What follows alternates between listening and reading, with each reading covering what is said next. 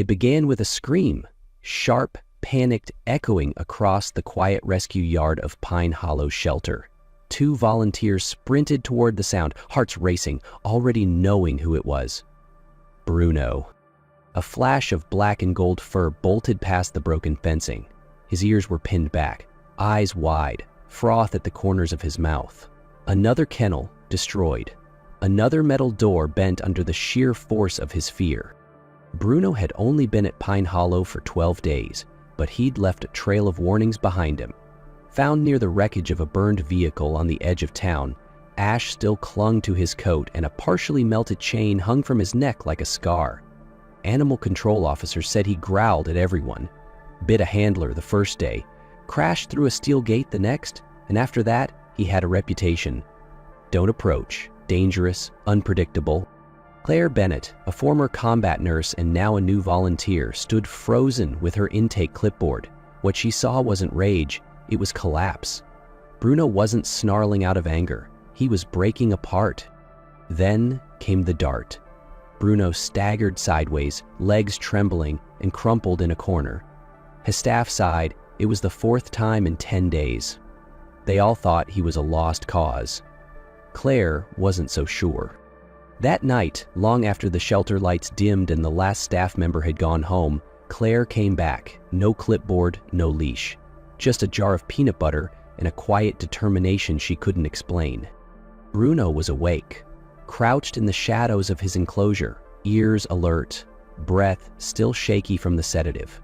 He didn't bark when she approached, but he didn't move either. His eyes followed her cautiously, tired, distant, unsure whether to trust or attack. But then something flickered. Not anger, not fear. Confusion, curiosity, a trace of recognition, not of her face, but of her stillness, of her silence, of the way she didn't ask for anything. It was the first time in weeks someone had looked at him and not expected obedience or violence. Claire just looked, with eyes that didn't flinch, and Bruno, for the briefest moment, looked back not as a threat, but as a soul, seen. Claire didn't say anything. She didn't try to get close. She just sat down outside his gate, legs crossed, back straight, like she was settling in for a long wait. Slowly, she unscrewed the lid of the jar and placed it near the bars, just within reach. The scent reached him first. His nose twitched. Still, he didn't come closer. Claire waited. 10 minutes passed, maybe more. Not a word spoken, not a hand extended. And then, finally, her voice, barely above a whisper. "I don't think you're dangerous. I think you're scared." Bruno didn't lunge, didn't growl. He simply stared at her, his tail motionless behind him. The next morning, the jar was empty. The staff barely noticed it first, but Claire did. She stood quietly at the end of the corridor, watching the way Bruno paced slower that day, more deliberate, watching how his eyes scanned the door as if expecting someone. He didn't know it yet, but something had started to shift. The next morning, Claire came in earlier than usual, this time with someone by her side. Her daughter, Emma, 8 years old, quiet, thoughtful, the kind of child who noticed things others didn't. She rarely spoke to strangers, often kept her drawings tucked close to her chest, but that morning she held one in her hand. A simple sketch of a dog, drawn in soft pencil lines, with a heart floating above its head. Claire hesitated at the entrance. She hadn't told the staff. She wasn't even sure if it was allowed, but Emma had insisted, tugging her sleeve with quiet confidence. "Mom, can I just try once, please?" Claire gave in. Bruno was curled up in his kennel, awake but distant. His eyes tracked every movement, tense and guarded. But as soon as Emma appeared, something changed. She didn't speak at first. She crouched low, just outside the bars, small fingers gripping her drawing. Then, softly, "Hi. I had a dog like you once. He got hurt too, but he got better." The air seemed to still. Bruno lifted his head, ears twitching, his nose catching something, maybe her scent, or maybe the warmth in her tone. He rose slowly, one step, then another, until he stood just inches from the bars. Emma gently slid the paper under the gate. "This is for you." He didn't growl, didn't pace. He simply stared at the drawing, his body quiet. Then, in a moment that silenced the whole shelter, he lay down beside it, his nose just brushing the edge of the paper. Everyone who witnessed it knew something irreversible had begun. From that day on, no one dared move the drawing, not even during cleaning rounds. Each morning, Bruno was there, curled beside it, as if guarding something fragile, as if that small, wrinkled piece of paper meant more to him than food or comfort. It was proof of being seen, of not being alone. Claire didn't understand it fully, neither did the trainers, but none of them questioned it anymore. Because for the first time, Bruno had chosen to trust someone, and that someone was a little girl with a sketch and a quiet voice. The changes didn't happen overnight. Bruno still barked when strangers came too close. He still tore up his blankets, refused to eat unless the room was empty, and shredded every toy the staff left inside. Every toy except one, the small, worn plush dog Emma had brought him the week before. Soft pink, missing one eye, her favorite. Claire had hesitated. "Sweetheart, he might tear it apart," she warned gently. But Emma had simply smiled. "That's okay. It's for him to feel better." Claire opened the gate just enough to toss it in. Everyone watched. Bruno stiffened. He approached slowly, sniffed it, and then, instead of destroying it, he picked it up and carried it to the corner, laying beside it like it was something sacred. He didn't growl when Emma passed by. He didn't pace when she read to him. In fact, he listened. Every day after school, Emma would visit. She'd sit just outside the kennel, legs crossed, like her mother had done, reading books out loud, stories about quiet heroes, brave animals, far-off adventures. Sometimes, Bruno would inch closer. Once, he even laid his head near her shoe. The staff noticed, and slowly, carefully, they allowed Emma inside the enclosure, 5 minutes at first, then 10. She brought a small brush one day and, after waiting for Bruno to settle, began to gently stroke his fur. He didn't flinch. He didn't pull away. He closed his eyes, leaned into her touch, as if trying to remember what kindness felt like. The call came on a rainy Thursday morning. Claire was in the back hallway folding blankets when the shelter director stepped in, holding the phone with a strange look on her face. "There's a man on the line," she said. "He thinks Bruno might be the dog he lost." Claire froze. The man's name was Mr. Langford, a retired firefighter who lived 2 towns over. He had seen a photo of Bruno in a local newspaper, the story about the dangerous dog turned gentle, and said he recognized him immediately.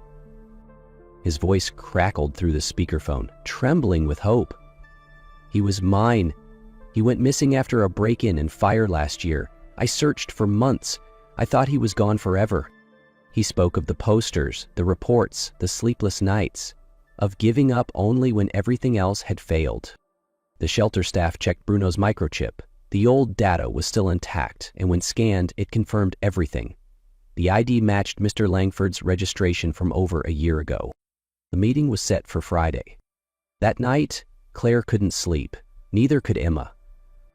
"What if he remembers him, Mom?" Emma whispered, hugging her blanket. "Will he have to leave?"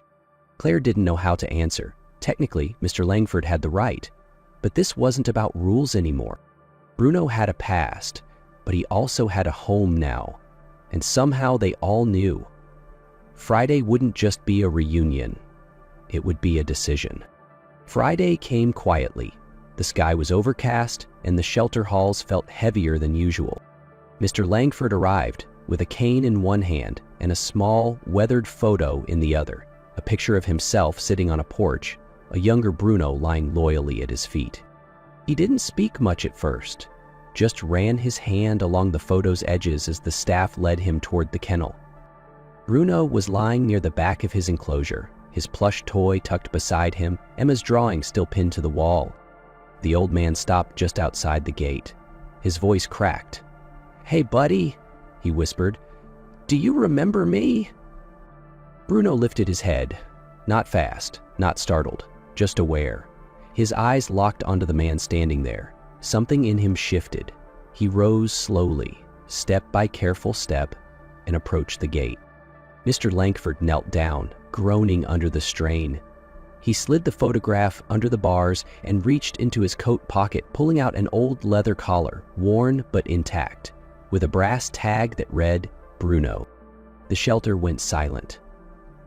Claire watched, holding her breath. Emma stood a few steps behind, clutching the fabric of her sleeve. Bruno sniffed the air, then the collar, then the photo, his ears tilted, trying to place the memory. A low whimper slipped out, uncertain, almost questioning. He looked back toward the far corner of the kennel, at the drawing, at the toy. His eyes darted between the past and the present, between recognition and belonging, and then, slowly, he turned. Walked back, lay down between the two things he had come to know as safe. He didn't bark, didn't hide, just lay there, watching. Mr. Langford nodded quietly. "I think I understand," he said, voice thick. "You've already found your home." No one said anything. No one had to. The choice had been made by Bruno. It happened on a gray Saturday afternoon. The shelter was quieter than usual. Rain tapped gently on the windows. Claire assumed Emma was just out with a friend or maybe taking a walk. But by lunchtime, Bruno was restless. He paced his kennel, ears up, eyes locked on the door. He whined, soft at first, then sharper. He pawed at the gate. Something was wrong. Everyone could feel it, even if they didn't know why. Then the phone rang. Claire picked up the phone. On the other end was her mother, Emma's grandmother, her voice shaking with fear, rushed, nearly frantic. "Emma hasn't come home from the library," she said. "She left hours ago, and she's not answering her phone." Claire dropped the phone. Her eyes snapped to Bruno, who had gone still. He was standing now, alert, gaze focused like he was waiting for her to move. She didn't hesitate. Against every policy the shelter had, Claire opened the gate. She clipped the leash to Bruno's collar and leaned down. "Let's find her." They ran. Bruno pulled with purpose, nose to the wind, ignoring everything but the scent he knew. Claire struggled to keep up as he cut across sidewalks and side streets, weaving through alleys, tail stiff with focus. Then, 3 blocks from the library, Bruno stopped. He let out one sharp bark and scratched at a wooden gate behind an old bookstore. Claire shoved it open. There, curled under a broken awning, was Emma. Her knees hugged to her chest, her glasses missing, a scrape on her lip. Her eyes widened when she saw Claire, but she didn't speak, because Bruno had already reached her. He sat down beside her without a sound, pressed his head gently to her shoulder. Emma buried her face in his fur and began to sob. Claire knelt beside them, arms around both, tears hot and silent. They stayed like that until the sirens came, until the neighbors peeked through curtains, until the world caught up. But in that moment there were only 3 of them. And Bruno had never left her side. Word of what Bruno had done spread quickly. By Monday, the shelter had received dozens of calls. Messages poured in. Neighbors, reporters, even strangers from other towns. Everyone wanted to know, how could a dog once labeled too dangerous to touch track down a missing child? But those who had seen it unfold didn't see a miracle. They saw something real. Bruno didn't bark when people visited. He didn't pose for cameras or react to applause. He only seemed to care about one thing: Emma. He waited by the door each afternoon until her backpack came bouncing through the shelter gate. When she arrived, he'd rise slowly, walk to her side, and nudge her hand with his nose. No commands, no training, just instinct. Claire watched quietly from the hallway as the town's opinion began to shift. People who once avoided Bruno's kennel now paused to look in. Children waved. Older visitors wiped tears from their eyes. Bruno, for his part, didn't change much. He still lay beside Emma's old drawing. He still guarded the plush toy like a secret. But now, when people looked at him, they didn't see a threat.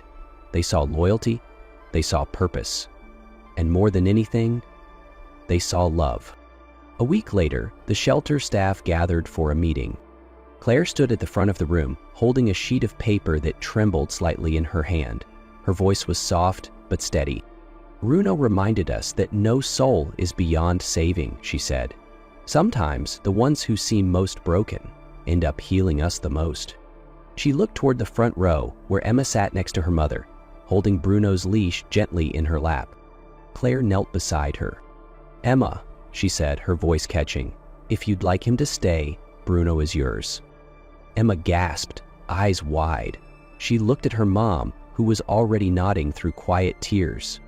Emma dropped to her knees, wrapped her arms around Bruno's neck, and whispered something only he could hear.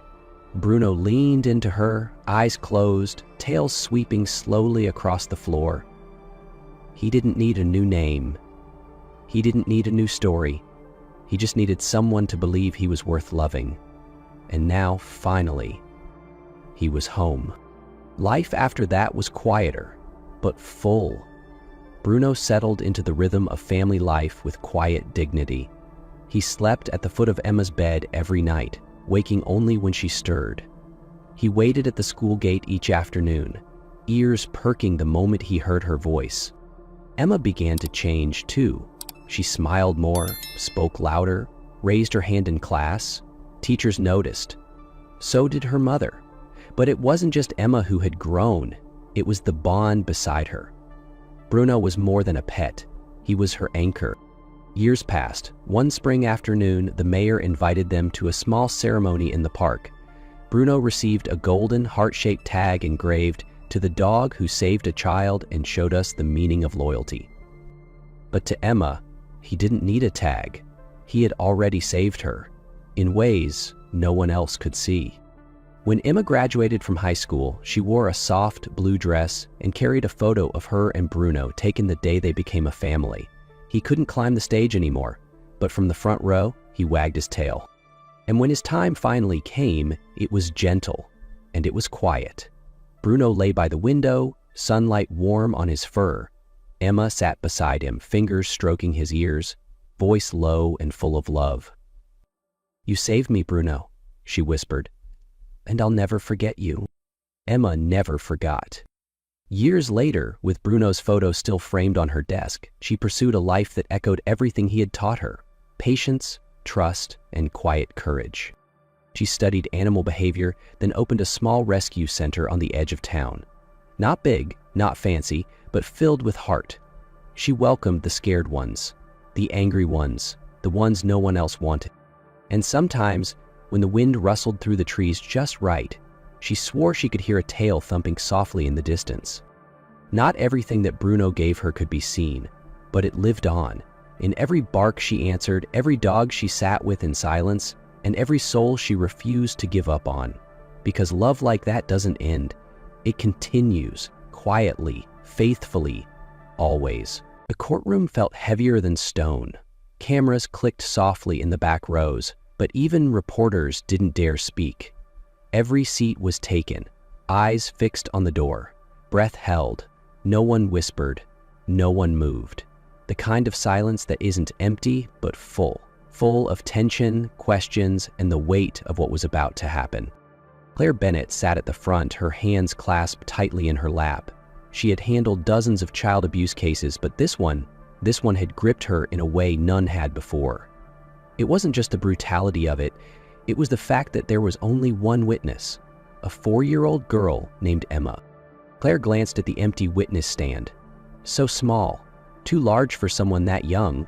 Emma hadn't spoken a single word since the night her mother was found in a pool of blood, barely breathing.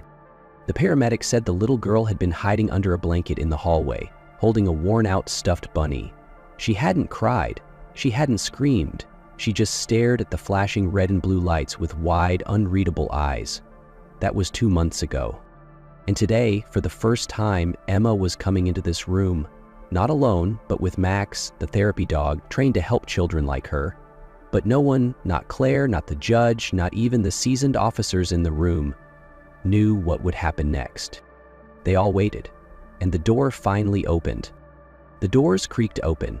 Every head turned at once. The room, already tense, seemed to hold its breath even tighter. A small figure appeared in the doorway, tiny shoulders trembling slightly, clinging to the hand of her foster mother. Emma wore a pale yellow dress with tiny blue daisies, slightly wrinkled, and in her other hand she held her threadbare bunny, its ear hanging by a thread. Her steps were hesitant, almost floating, as if she wasn't sure if she belonged here. But right behind her came Max. The German Shepherd walked beside her with slow, deliberate calm. He wore a soft navy blue vest that read, "Therapy Dog, Trained to Comfort." His powerful frame and alert posture drew the attention of everyone in the room. But it was the quiet focus in his dark eyes that made people pause. He stayed close to Emma, never rushing, never hesitating. His presence was grounding, silent yet commanding, gentle yet protective. When they reached the front, Emma stopped. Her eyes flitted across the room, past the tall wooden chairs, the towering figure of the judge, the rows of strangers in suits. Her grip on her foster mother's hand tightened. Then she saw him. Max was already sitting by the witness stand, calm and still. Emma let go. Without a word, she walked to Max, dropped to her knees beside him, and wrapped her small arms around his neck. Her head buried in his thick fur, she didn't move. Max didn't either. He didn't lick, didn't nudge, didn't shift. He just stayed. The courtroom froze. Even the stenographer's hands paused over her keys. Then, Emma leaned forward and whispered into Max's ear. No one else could hear, just him. Her eyes locked on a man sitting near the defense table, Thomas Reed. She didn't look away. "He's a bad man," she said, her voice sharp, almost trembling, but louder than anyone expected. No one moved. Reed shifted in his seat, uncomfortable. Claire's eyes narrowed. Something had just changed. The room gasped, and everything changed. Claire took a slow breath and stepped forward. The courtroom was still frozen from Emma's first words. The judge had gently reminded the jury that her statement couldn't be taken as formal testimony, but no one in that room could unhear it. Not the defense, not the press, and certainly not Claire. Emma sat sideways in the witness chair, her small legs dangling above the floor. One hand still rested on Max's thick neck, her fingers absently curling into his fur. The dog didn't move. His ears tilted slightly, alert but calm, as if he understood exactly how much weight rested on his shoulders too. Claire crouched down beside her. Not behind the podium, not in a position of power. She brought herself to Emma's level. "Hi, Emma," she said softly. "I'm Claire, remember me?" Emma didn't answer. Her eyes didn't meet Claire's. Instead, she leaned closer to Max and whispered something into his ear again. A hush fell over the room. Claire waited. Then Emma looked down at the table in front of her. She reached into the pocket of her little dress and pulled out a crumpled piece of paper. A drawing. Claire took it gently. It was crude, stick figures and smudged lines, but powerful. It showed a girl hiding beneath a table. A large figure stood over another on the floor. The hands of the figure were scribbled in thick red strokes, wild, violent. "He broke the table," Emma said suddenly, eyes still on the paper. "Mommy screamed." Claire held the drawing up. The room stared. It wasn't just a picture. It was memory. "Did Max see this too?" Claire asked. Emma nodded. "I told him. Now he knows." Claire held the crumpled drawing gently in both hands, as if it were made of glass. To others, it might have looked like a child's messy scribble. Crude figures, shaky lines, colors pressed too hard into cheap paper. But to Claire, and to anyone who was paying attention, it was more than that. It was a map, a memory, a moment frozen in fear and graph. She turned toward the bench and raised the paper for the judge and jury to see. "This was in Emma's pocket," Claire said calmly, but her voice carried an unshakable weight. "She drew it before coming here today." The courtroom leaned in. Thomas Reed stood abruptly. "Objection! This is emotional manipulation. It's not verified, not admissible." "Sit down, Mr. Reed," Judge Simmons said evenly. The jury has been instructed on how to weigh the evidence. Reed hesitated, then sank slowly back into his seat, jaw tight. Claire turned back to Emma. Did you draw this for Max? Emma didn't speak. She simply reached out and rested her hand on Max's back.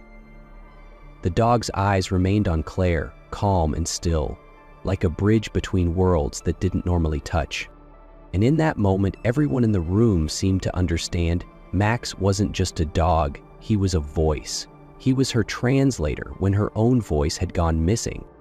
Later that afternoon, Claire sat alone in the quiet hallway outside the courtroom, elbows on her knees, hands clasped tightly.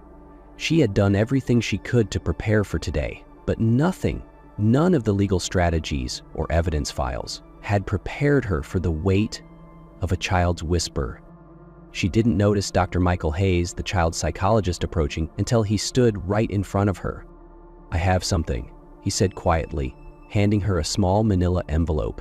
Inside it, a flash drive and a digital recorder. Claire frowned. What is it? A recording, he replied, from last week's session. It wasn't supposed to matter. We didn't think she'd ever testify. But now, I think you need to hear it. Was it approved? Claire asked, her voice cautious but firm. Signed by her guardian, all legal, Dr. Hayes replied with a reassuring nod. Claire nodded and plugged in her headphones. At first, just static, the sound of paper rustling. Then, a tiny voice broke through. Max. He can come back, right? Silence. Then Emma again, barely louder than a breath. He was mad. Mommy cried. The lamp broke. It was loud. I was under the bed. Claire froze. No coaching, no prompting, just a little girl speaking to a dog, reliving what no child ever should. I wanted Max to be there, Emma whispered. He would have kept me safe. Claire slowly pulled the headphones from her ears, her hands trembling. For a long moment she said nothing, just stared down at the recorder as if it might break apart in her grasp. Her chest rose and fell in sharp, uneven breaths. Her eyes burned, filling with tears that she tried to blink away but couldn't.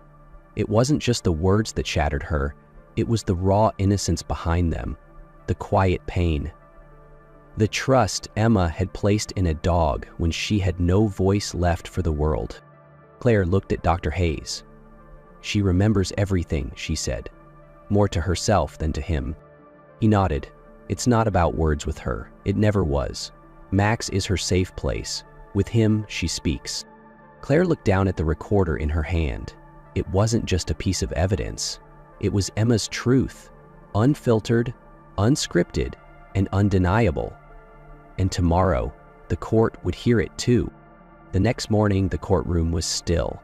Everyone knew what was coming. Claire stood tall beside the prosecution table, a small speaker placed in front of her.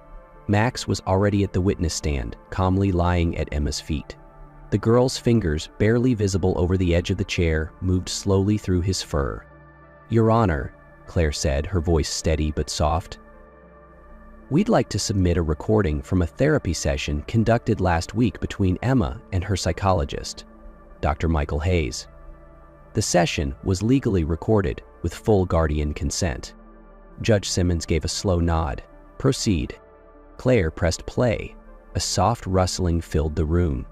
Then, a child's voice, small, raw, remembering. No one moved. In the gallery, a woman silently covered her mouth with both hands.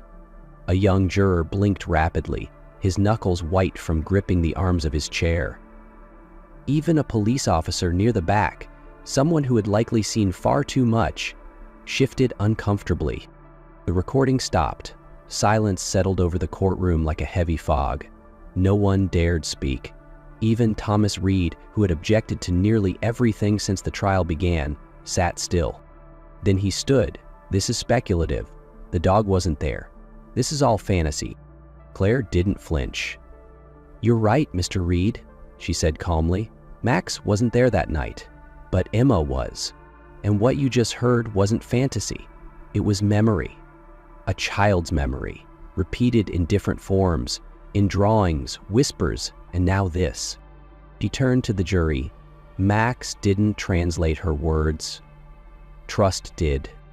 And trust, in that moment, said everything. Claire didn't sleep much that night. She sat in her office long after the courthouse emptied, the only light coming from her laptop screen. Files, timelines, audio logs, drawings, spread out like puzzle pieces that almost fit, but not quite. Then she saw it again. A grainy surveillance clip from a neighbor's front porch camera.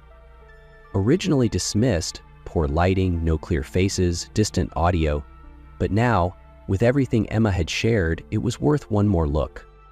She hit play. 9:47 p.m., a quiet street, a faint flicker of porch light. Then, a sound. Muffled yelling. A sudden crash. Another noise. Higher. Sharper. Small. Claire leaned forward, rewound, slowed it down. And then she heard it. A child's voice. Small. Fragile. Piercing through the static like a cry trapped in time. Not imagined, not vague. "Mommy!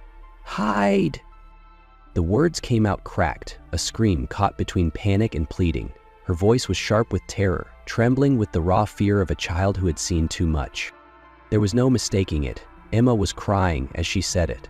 Her breath hitched in the background, as if she were sobbing, choking on fear, unable to do anything but beg her mother to run. It wasn't just a warning, it was desperation. A tiny voice trying to save someone much bigger than her. Claire's breath hitched. Her hand hovered over the keyboard, frozen mid-motion. Her heart slammed once, hard, then kept racing. She closed her eyes for half a second, but the voice echoed even louder in the silence of her mind. That wasn't a memory surfacing days later in therapy. That was Emma in real time, witnessing violence and begging her mother to survive. Claire had spent her entire career listening to victims, parsing testimony, decoding trauma. But nothing had ever hit her like this single sentence. The next morning, she submitted the video for expert audio enhancement. When the courtroom filled again, anticipation buzzed like static. "Your Honor," Claire said, standing before the jury, "with the court's permission, we'd like to present enhanced footage from the night of the incident, provided by a neighbor's door camera." Judge Simmons nodded. The lights dimmed. The video played. Crash. Yell. A heavy thud. Then, clearly and painfully, "Mommy! Hide!" The courtroom froze. The voice was real. Unmistakable. A moment frozen in trauma. A quiet sob came from the gallery. A juror wiped away a tear. Claire's throat tightened. It wasn't just a child's memory anymore. It was evidence. And it spoke louder than any argument. The silence after the video ended was unlike anything that had come before.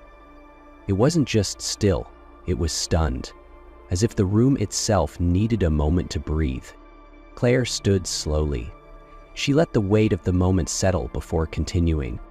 "We now know," she began, her voice calm but clear, "that Emma's account is not only consistent across drawings, therapy sessions, and spoken testimony, it now aligns with audio from the actual night of the attack."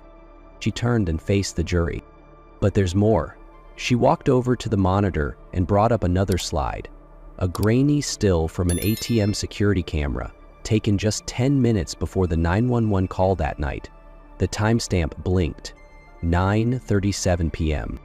The image showed a man in a red tie walking past the apartment building. Claire highlighted his face. "This is Thomas Reed." The room shifted. Reed's expression barely flinched, but his posture stiffened. Claire clicked again. "And this," she said, switching to a cell tower record, "is Mr. Reed's phone, pinging less than 100 yards from Emma's home during the time of the assault." Another slide, a bank statement, a wire transfer. The sender, a business connected to Martin Blake, the mother's former boyfriend. Known for violent outbursts and now curiously absent. "We believe Mr. Reed was hired to threaten Emma's mother," Claire said firmly. "But something went wrong. He went further." "Lies," Reed snapped. rising suddenly. "That's fiction, all of it." Before the judge could respond, a small voice rose from the witness chair. "It's him," Emma said. Everyone turned. She stood beside Max, her tiny hand resting on the German Shepherd's back. Her voice didn't shake. "He's the man I told you about. The bad man. I knew it from the first day." Max growled softly. The courtroom held its breath. Judge Simmons banged her gavel. "Mr. Reed, you are under arrest and will be held without bail pending criminal charges." Bail is denied. Two officers approached. Reed stepped back, his face pale, breath quickening. His eyes darted, wild and panicked, looking for a way out that didn't exist. His hands shook as they reached for him.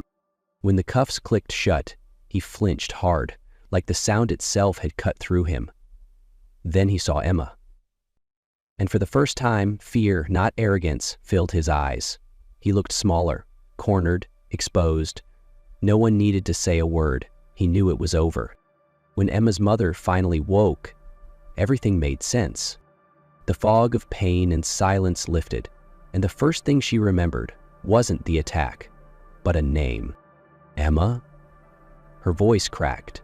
Her body was weak, but the memory of her daughter's face, that had never left her.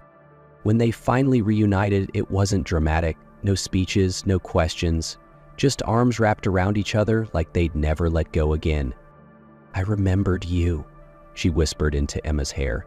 "You were the only thing I saw, the only thing I held on to."